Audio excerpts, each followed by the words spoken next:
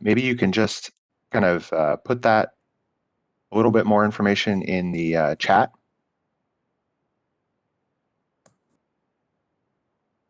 It's helpful for us to kind of understand where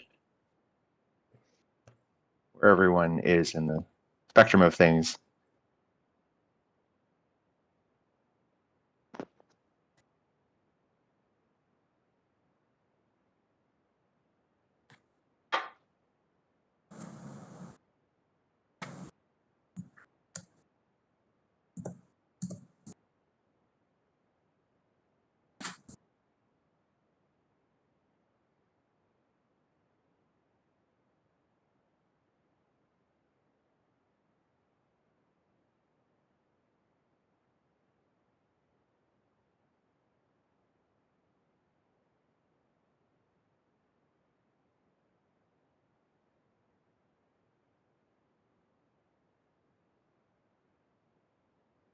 Monica, are you going to be monitoring the chat during the presentation?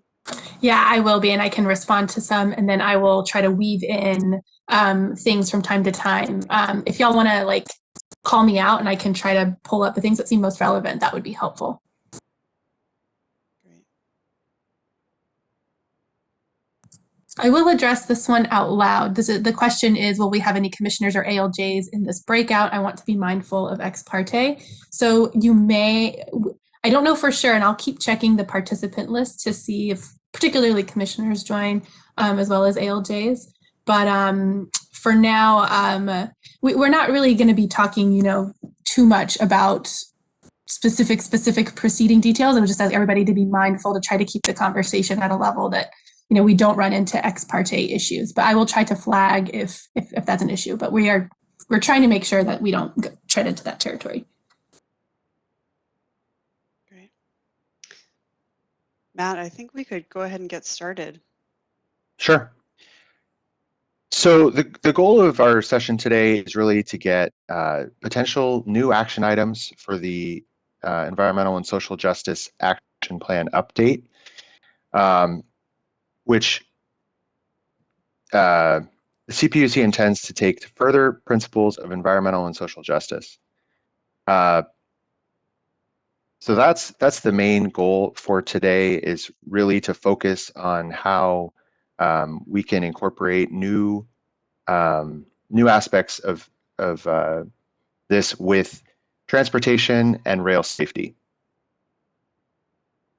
We hope to make this as much of an interactive discussion as possible.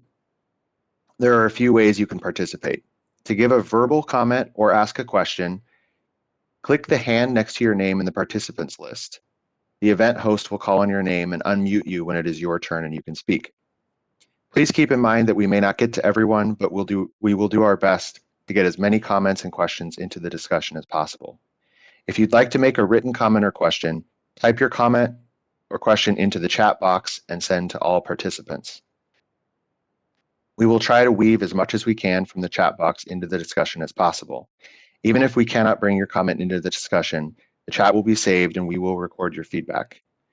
Finally, if you'd like to submit written comments via email, for example, if you would like to further elaborate on a topic, feel free to email your thoughts to esjactionplan@cpuc.ca.gov.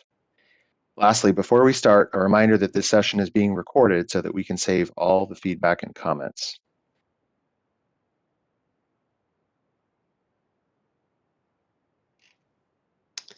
Okay. So Matt, I'll take it from here. Okay. So thank you everybody for joining. It looks like there's a few people still trickling in, but we wanted to start with a little bit of just brief self-introduction and introduction to our work in transportation and rail at CPUC, and really focus some Q&A and discussion with you all on the phone about how we think about environmental and social justice through the lens of transportation and our rail safety work. I did want to take a moment to see if that poll, the poll has been running.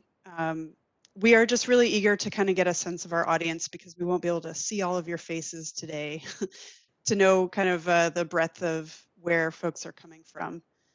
And I see we've pulled up some results here, and we have quite a nice spread across internal staff, community-based organizations, other government agencies at multiple local and state level, and some policy and advocacy organizations. So that's great. I'm glad hopefully that'll lead to quite a rich and diverse discussion when we get there.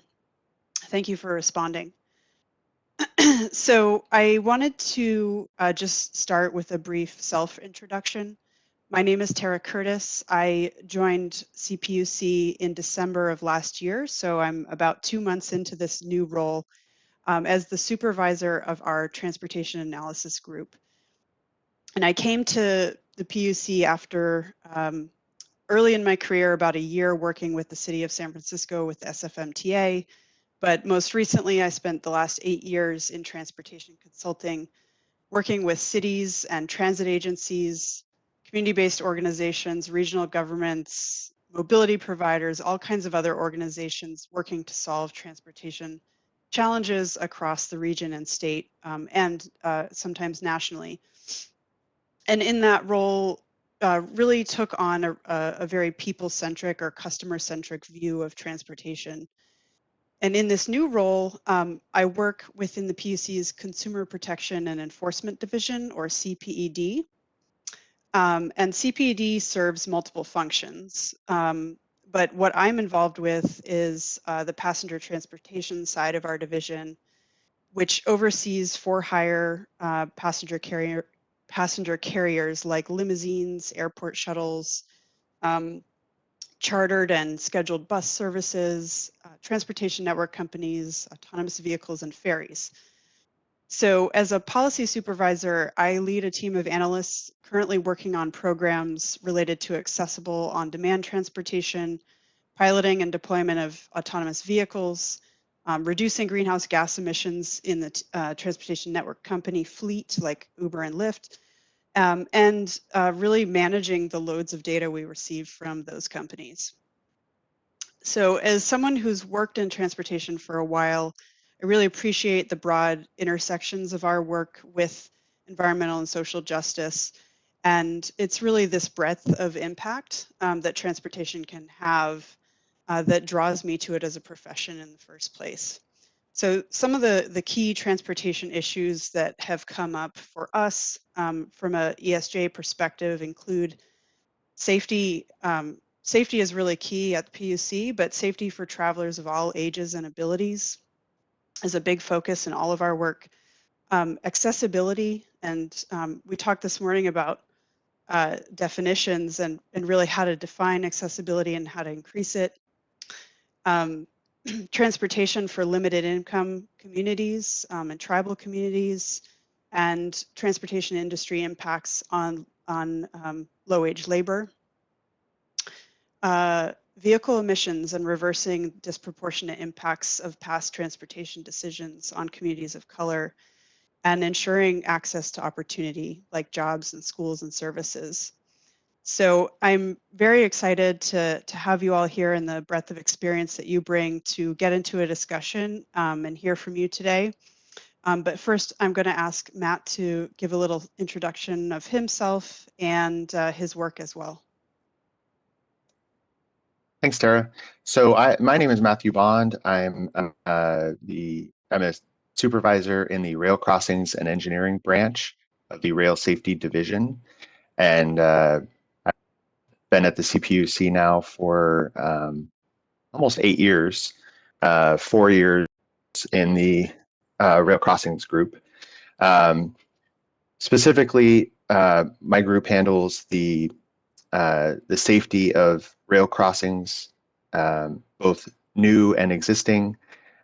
We handle quite a bit of the planning side of things. The CPUC has to approve all new crossings, so that includes quite a bit of the planning side of especially rail transit agencies as they build out their systems.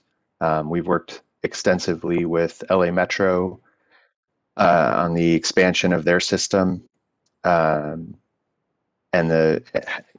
on the planning side of how and where to do that. Most recently, the Environmental and Social Justice Action Plan has been included in those proceedings. So all applicants now have to answer how those new projects meet the goals of the ESJ action plan. So it's an interesting field that we're going into. Yeah, that's kind of the general idea. Excellent. Okay. Well, I think we'll move into some discussion and Q&A, and we've prepared a few questions to prompt everybody with that Matt and I will be asking, but I think also we're really interested in a fluid dialogue. So to the extent that time allows, feel free to raise other issues or questions. So I wanted to start kind of at the top and very big picture and broad, and pose the question to you, just how can we help with, given what you know, either from following or being involved with our proceedings and our jurisdiction, our type of work, really what's on your wish list for PUC to support your work in environmental and social justice?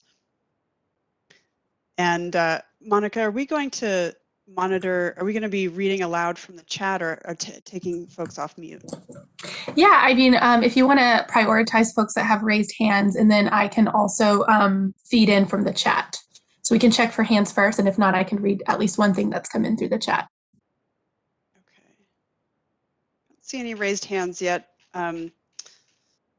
Yeah. So from Matthew George, any efforts underway to change the calculation for Cal, I think streets and highways, 190 to prioritize grade separation so that pedestrians are given more importance. So going right to the thick of it. Wow, that is very specific. But yes, there's actually has been some discussion about how to prioritize a number of different issues with Section 190. I have not heard yet anything about pedestrians, but we're certainly open to that idea. But other issues that we've talked about are blocked crossings and just general thoughts about how to include issues of disability communities in the Section 190 process. And for those of you who might not know, Section 190 is a state-funded program that provides money for grade separations of existing at-grade crossings. And the CPUC handles the priority list for that program.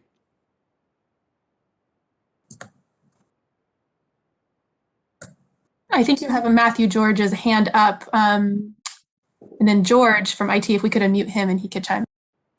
Oh yeah, of course. Yeah, Matthew. So I'm sending you a request to unmute right now. Or actually, well, there you go. You're unmuted. Actually, there we go. Yeah. And thank you. I'm sorry, I didn't mean to put you on the spot and go straight into the weeds.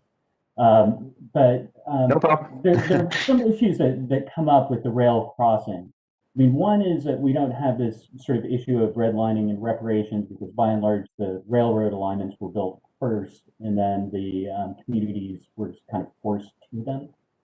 But just from a philosophical, practical, and legal perspective, you have jurisdictions over the crossings, but the real danger with the homeless encampments seems to be longitudinal. And so, is the commission taking any steps to sort of clarify how far the reach of that crossing jurisdiction is? Does that make sense? It does. I mean, there's some issues with federal preemption there with things beyond the crossings themselves. I don't think that the commission at this point is looking at any broadening of that state authority.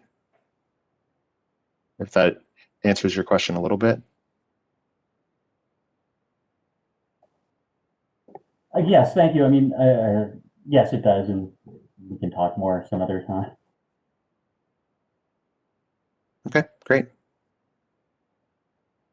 But yes, there's definitely been some talk about changing some of the issues with Section 190.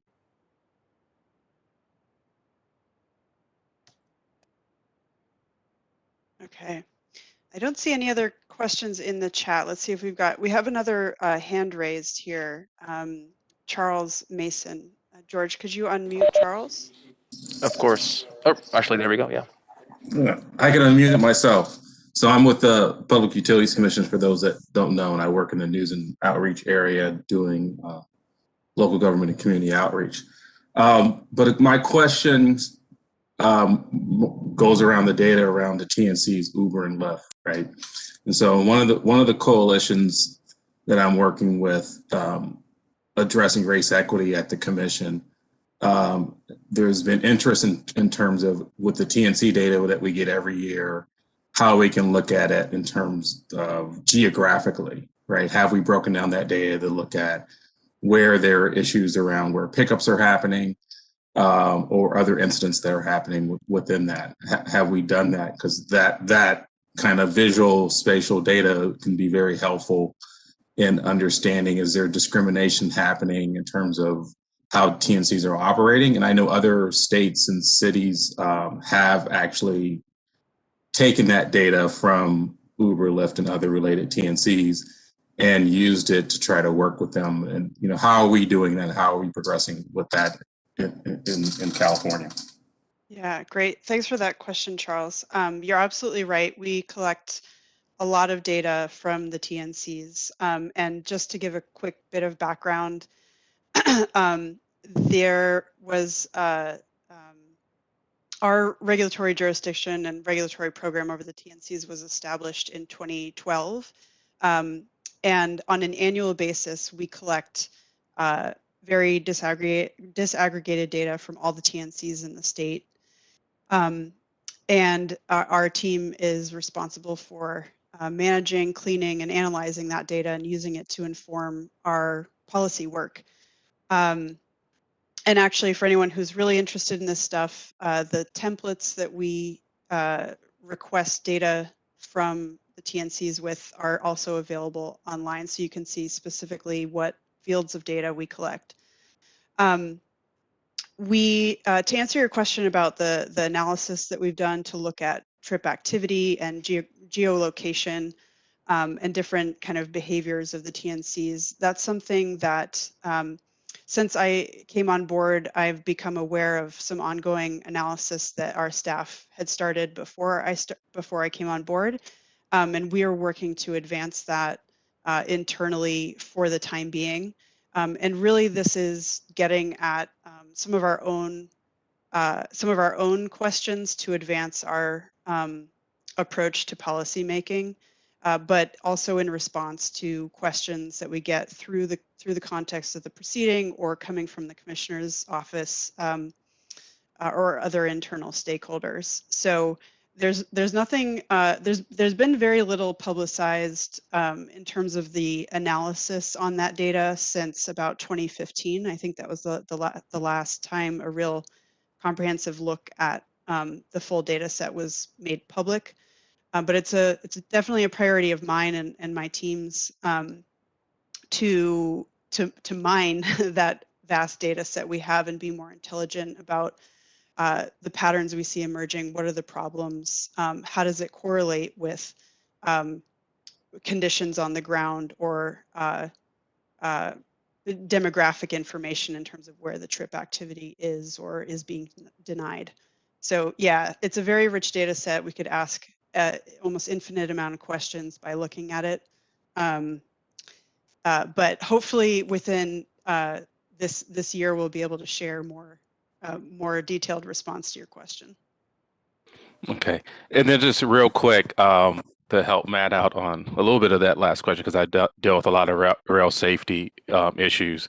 And one strategy that the business and community outreach team has done, and we've done this in partnership with Roger Cluxton, the head of the rail safety division, and others, is initially when there's a lot of issues happening, we've had this a lot in the Stockton area, and what I did was I brought in local government officials, community-based orgs, and other entities in the region to have a dialogue. And this included fire and police and others because of all the multiple issues that happen around the rail safety issues with mostly homeless encampments around those areas.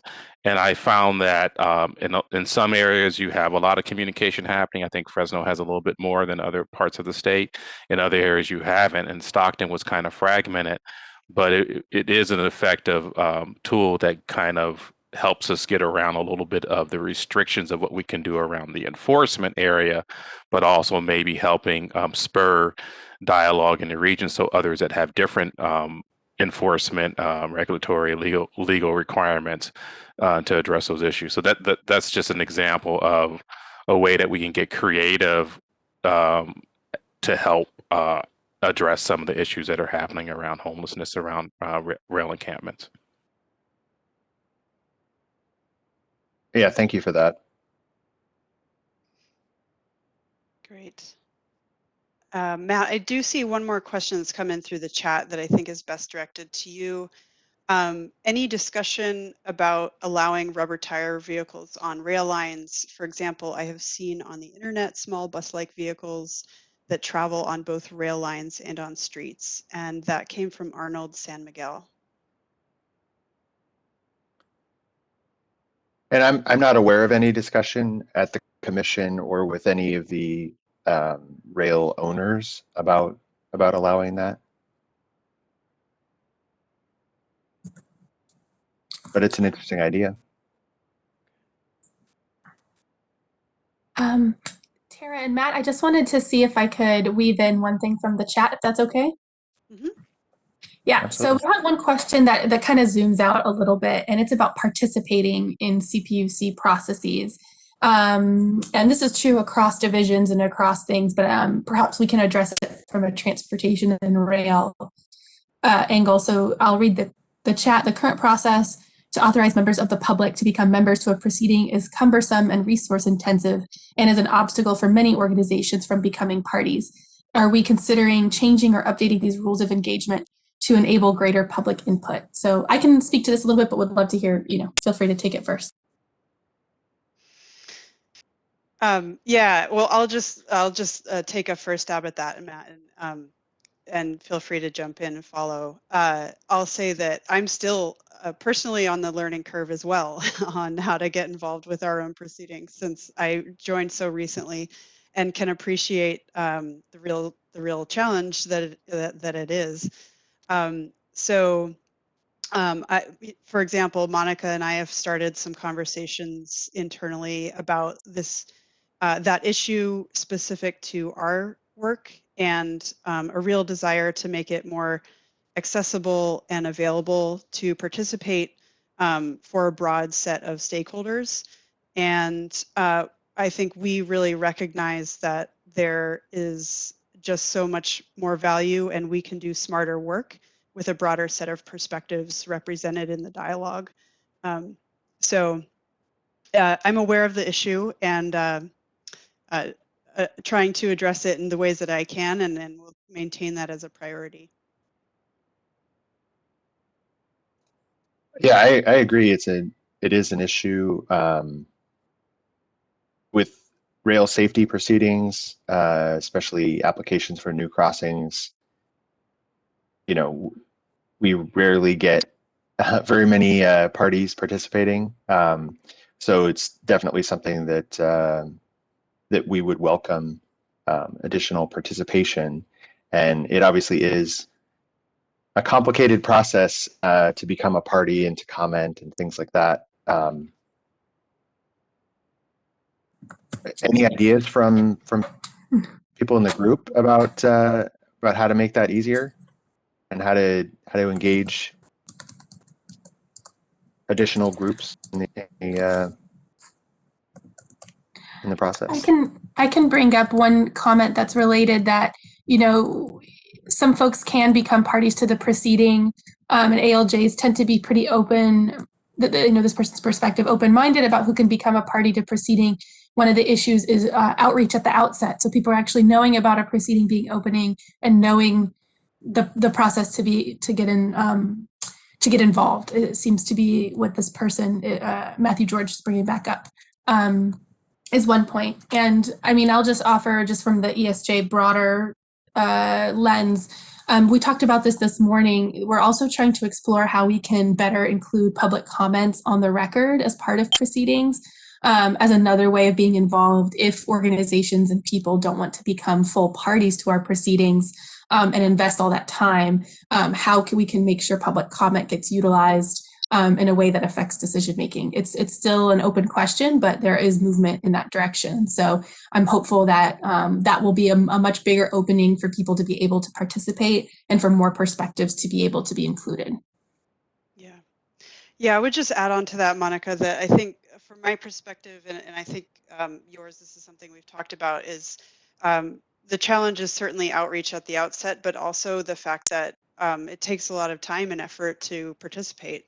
In some cases, our proceedings are years long processes, and and there's several opportunities to engage, and some of that is quite in-depth work.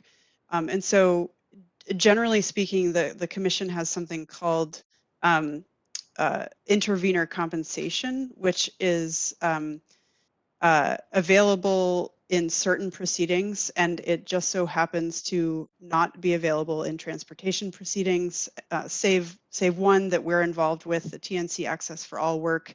Because that has its own revenue source, we're able to offer intervenor compensation. And that just means there's essentially a stipend available for qualifying entities' participation in the proceeding. So that's also something that you know, I'm learning about and looking into, and I know is on Monica's mind as well. And I did see that somebody also suggested to us in the chat another place to look is reviewing how federal agencies handle public input. So that's something that we'll certainly take note of. And let me see, there's certainly a lot of comments and questions flowing in from the chat now. Yeah, do you want me to feed you? You want me to feed you one right now? Sure. I can do that. Okay, so it's just turning a little more into Q&A, but you know, we can roll with it. So I am not sure this is in you all's domain, but I will put it out there anyway. What is being done to, I think this is more of an energy division question. What is being done to support the scaling of electric bus fleets for public transit? Could there be a new rate structure for charging? Any other incentive programs for local transit agencies? I believe that would be more of an energy division question, but I just want to confirm that with Tara and Matt. Yeah, I think you're right, Monica. Certainly they would be able to respond better to that, and I'd be happy to help follow up to get a more descriptive response to your question. But one thing I would point you to that I know they're working on is something called the Transportation Electrification Framework. And this is essentially, as I understand it, sort of a strategy for rolling out electrification infrastructure, charging infrastructure. I don't know specifically how it relates or specifies transit versus sort of general public charging infrastructure, but that's one thing you could look into. And again, I'd be happy to follow up with the energy division if that would be helpful. And then similarly, and I think this would apply, there's another question related to prioritizing electric vehicle charging infrastructure in environmental and social justice communities, especially in areas of high concentrations of folks who drive for TNCs. How are we tracking progress? I definitely know EV charging is energy division, so consider that one. But is there any kind of link to to the TNC discussion? I don't see that right now, but curious. Yeah, well, so I think I'll take a quick step back on this one and note that there is Senate Bill 1014, which established the Clean Miles Standard. And this is a statute that both the California Air Resources Board and the PUC are responsible for establishing regulations around and implementing. That is it sets targets and requirements for the electrification of TNC services. This question really relates to the core issues being explored through the development of the Clean Miles Standard program. That is currently in the hands of the Air Resources Board. They have an open proceeding dealing with their regulatory process. We have not opened our proceeding yet. So we are very much in collaboration with them to follow their work and our own energy division, because the topics are very intersecting. But we don't have anything open on our end yet. So watch for that in the coming year. Okay, so we're continuing to have some comments related to public participation and some interesting things like specific to transportation and rail. So, you know, holding more workshops, work groups, and with stakeholders to get them more involved in policy discussions related to transportation and rail. And there was a suggestion you could require public notice at the site of the proposed project, amend General Order 88B to require public notice. So I think that's a rail, I'm assuming that's a rail general order, Matt? Yes. Okay. What does that general order say? So that delegates CPUC authority over the modifications of existing rail crossings. Okay. So that's a staff level approval of changes to crossings. You know, we haven't had any discussion about, you know, public participation in that process. So, but something to consider on that. To me, the bigger issue is official proceedings with the commission and how to better engage the public. Yeah, and just following up on that, something that's come up in the first session as well. People have been told by constituents they feel discouraged and do not want to spend time submitting informal comments if they are not going to be considered as part of the record. Yes, we have heard that. And they also do not have the bandwidth to fully officially participate as a party. So in terms of thinking about these other openings, it's just, you know, like GO 88, something to consider. Right. Yeah, I think somebody mentioned on the federal side, you know, looking at how the federal government handles comments like that, and certainly on rulemakings, members of the public can simply submit a comment. They don't have to become a party and do a lot of other work throughout the process. So something like that might be interesting to consider, but it's probably a little bit above what we're thinking here. Matt, it might be good to pose your second question here. I see the comments are slowing down a little bit, although one just came in as I was talking.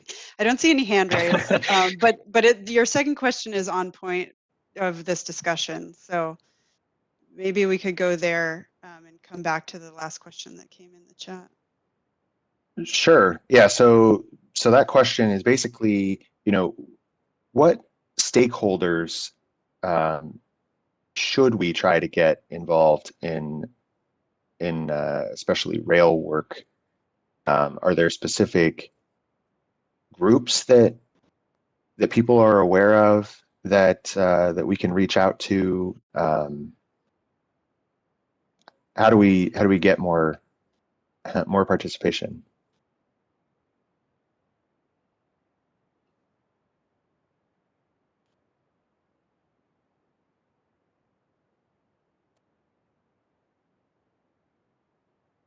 And while folks are thinking about who else we could or should get involved, I'm seeing some responses come in the chat now. Matt, there is a question I think is directed to you in the chat. Any plans for CPUC involvement in the electrification of the in-state locomotives in line with other state goals under SB 32 and 350? I'm not aware of any major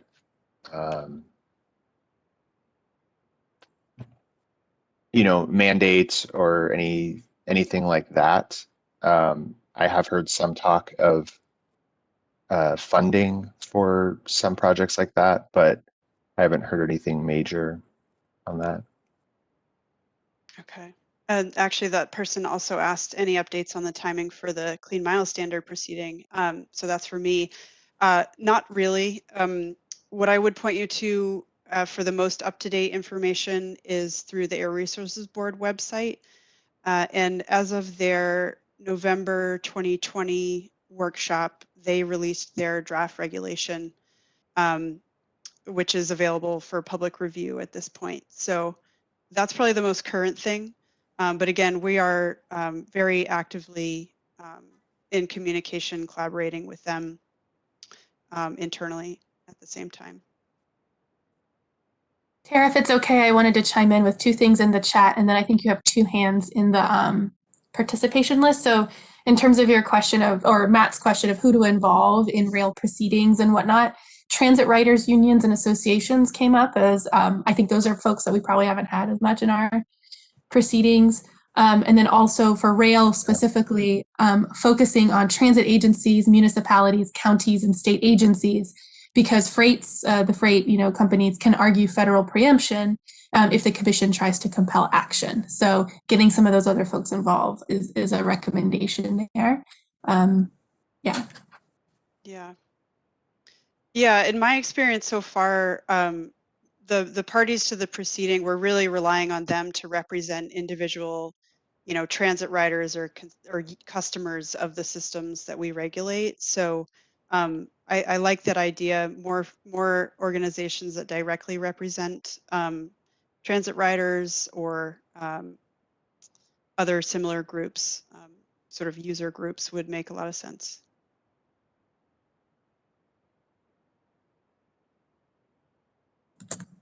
And then feel free to, folks can actually unmute themselves. So just if you want to call on somebody, they can unmute themselves.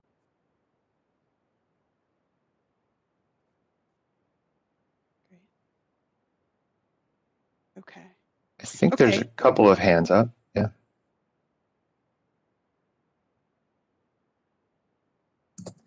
Feel free to call on one of them and then they can unmute themselves.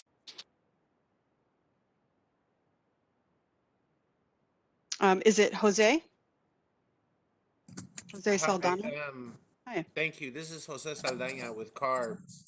And I just saw Doug Eno's comment, and it's kind of along those lines. So CARB is working to engage with communities on rail issues and a regulatory item they have coming up. And, I just want to say that engaging with residents and grassroots folks, while there is a lot of interest, there's not a lot of time. And I think that your best bet would probably be going to communities like, Ivan EJ task force meetings. And if it's just during public comment, taking those 5 minutes to share what you're doing, it, at least in my experience of doing this work, and I've even heard it from advocates themselves where they show up in a space, and the first year folks are like, what are you doing here? And then the second year they're like, oh, you're still here. And then the third year, maybe they start trusting you. And so I don't think there's any short-term answers. And I think government usually is, thinking of outreach in terms of the next meeting. And, instead of it being a city building opportunity so that it builds on itself. Thank you. Great. Thank you, Jose.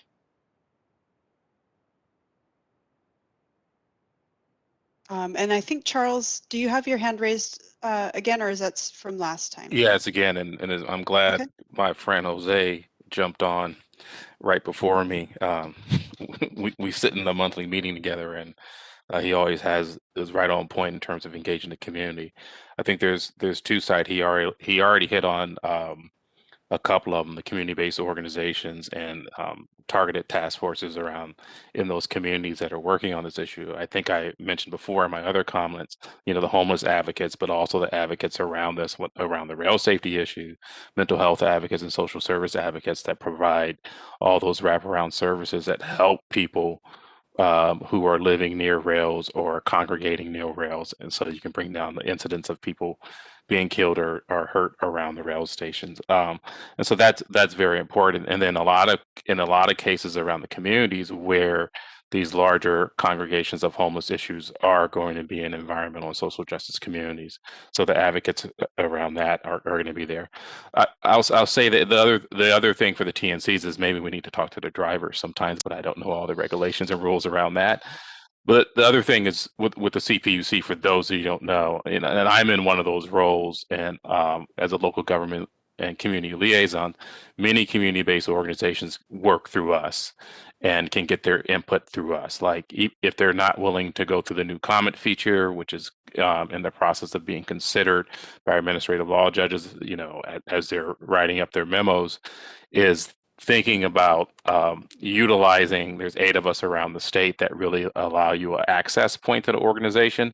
And if you don't have the time to follow a proceeding for 3 years, 4 years, 5 years, how long has the TNC one been open? 8 years or something? 9. 9 years. Yeah, you can actually communicate with us, and we actually write reports that go up through the commission and end up in other reports, so they get to be looked at in a different way. So I think that's really important to understand that there's other access points, but we do have to do a better job at figuring out ways and making it easier for people to comment. And Jose's right on point. Being an outreach and engagement person, it is a multi-year process. We can't do one-offs, and we have to, build those relationships not only just through our team, but through obviously through your 2 units of the organization, so that people see us not just when we need something, but all along the way. Great. Thank you.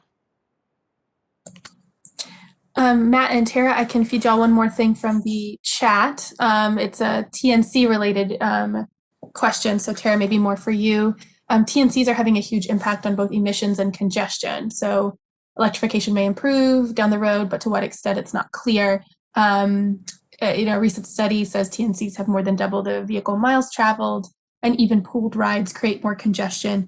Are you considering any limits on TNC numbers? Or giving cities some regulatory control? Mm-hmm.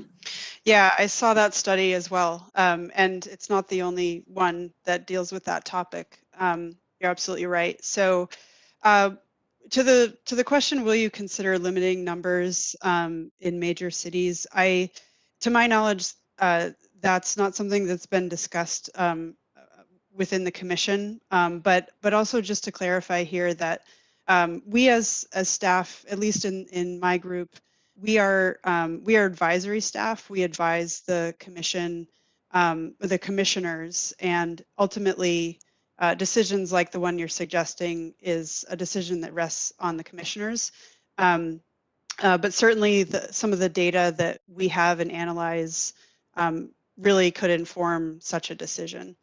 But one thing that we are doing, trying to be even more proactive about this, is developing, maintaining, sustaining our collaboration, our working relationships with cities and regional governments across the state.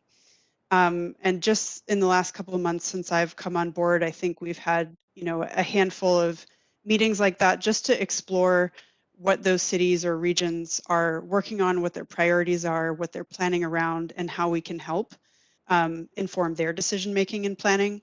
So even without, incorporating some of the things you're suggesting through a regulatory process, we are trying to be more collaborative and connected at the local level. because ultimately that's where we know that the challenges are, and the cities really know those challenges and the potential solutions best.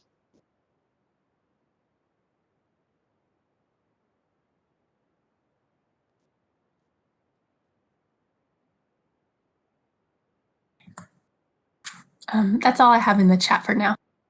Okay, cool.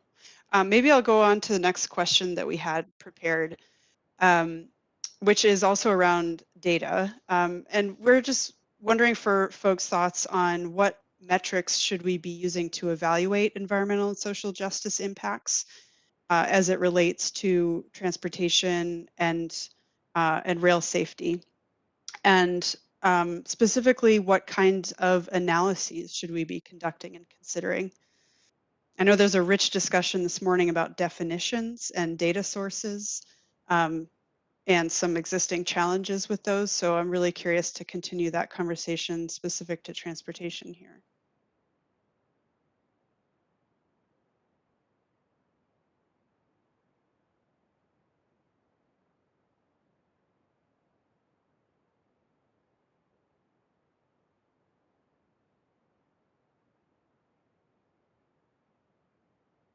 Let's see.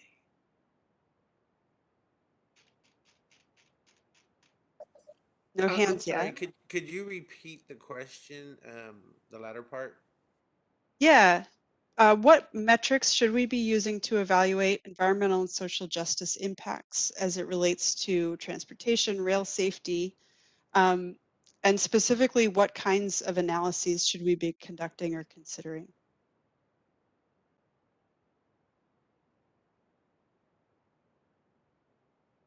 Thank you. You're welcome.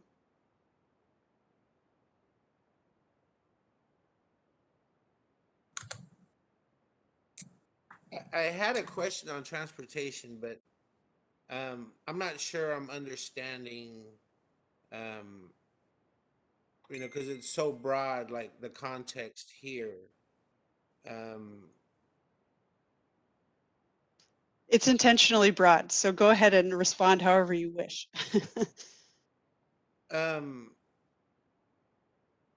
So what I'll do is like paint a picture, and I bring it up often because the condition's still there. So there's a housing projects in the Bay Area city of Rodeo, and this particular housing projects is on the fence line to oil and gas operations. It's kind of tucked away from the main metropolitan area, or there's nothing there. There's no stores near them. There's sewage treatment across the street and oil and gas storage facilities around it.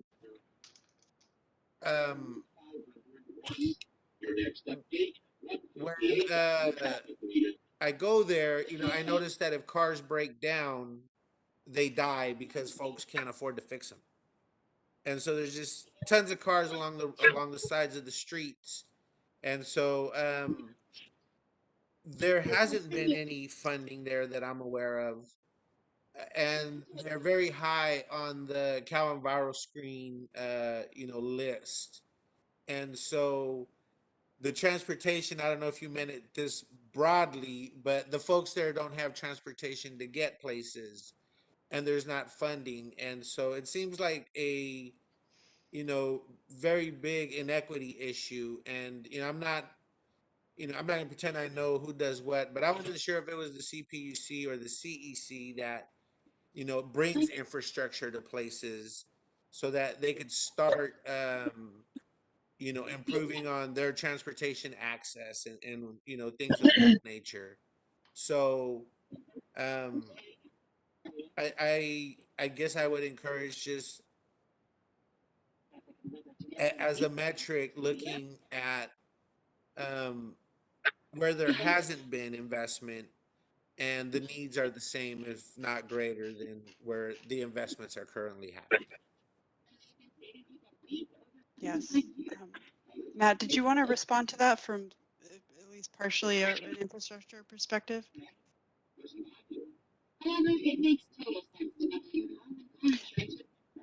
Yeah, unfortunately, if I'm you're not. speaking. Could you mute yourself, please? Thank you.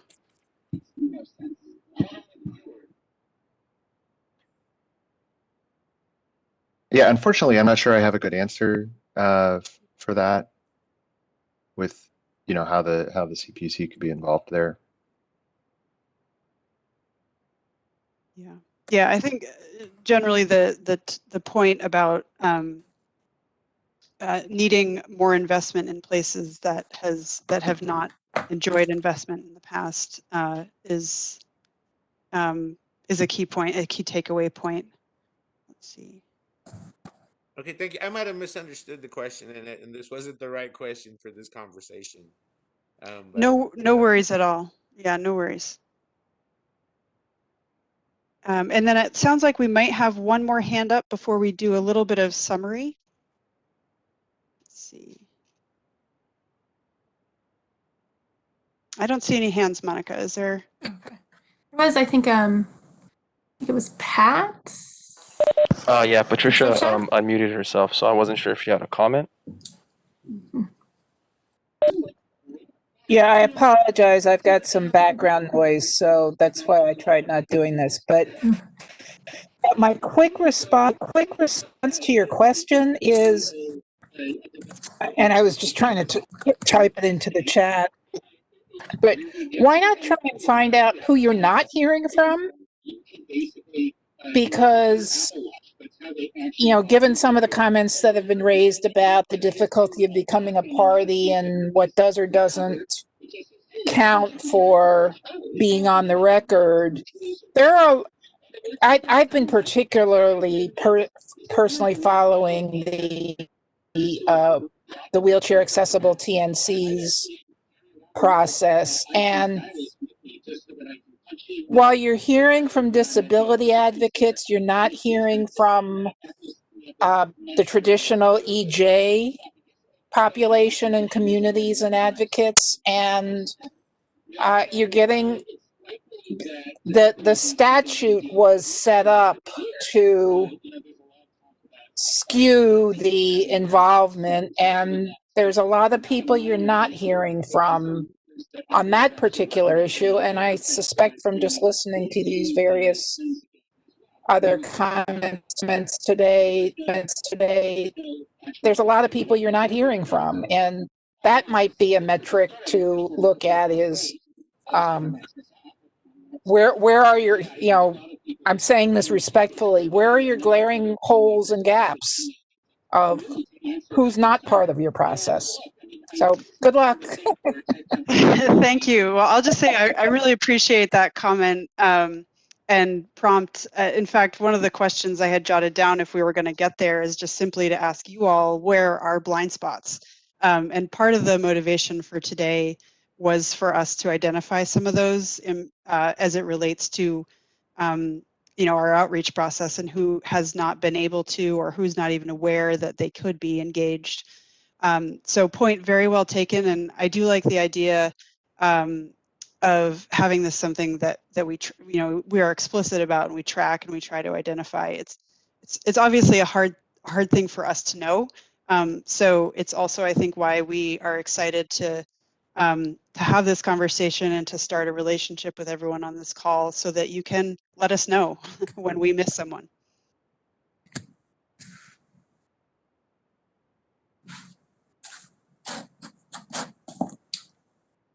Okay. Go ahead, Monica. Well, yeah. Okay, so I'm happy to summarize. So yeah, thanks everybody for your feedback. I think one thing I can mention from just the broader plan that we're working on is that we had not a lot of action items in the last plan for the work that's happening in transportation and rail that's specific to the PUC. We had some, but we didn't have a ton. So this conversation is really breaking the ice, I think, in a lot of ways on these issues. So really glad we could have kind of an open, higher level discussion and trust that we will, be continuing to dig into these issues over time.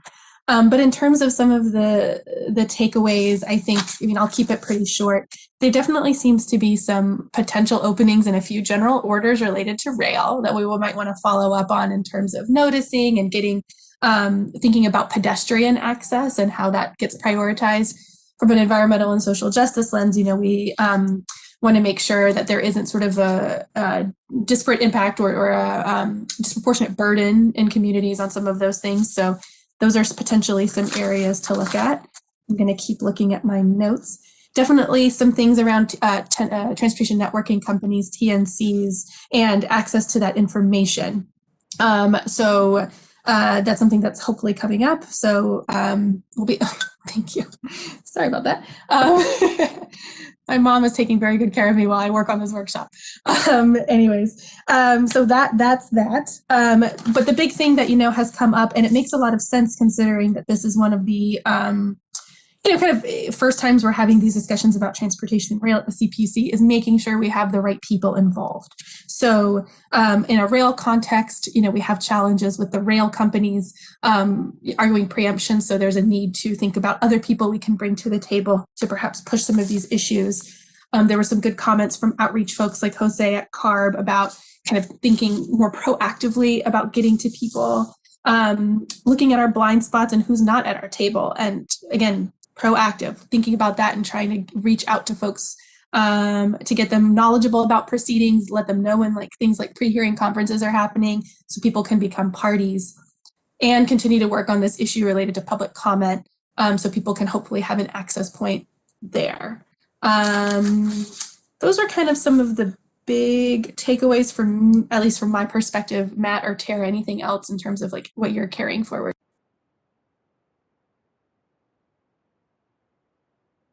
No, I think you summarized it really well, Monica. I really appreciate the feedback and specifically the constructive criticism. I really appreciate that. It does inform our work.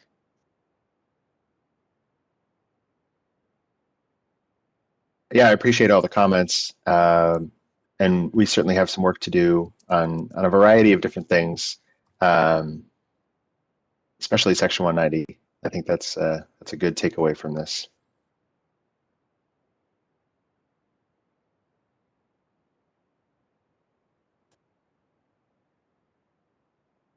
Sounds good.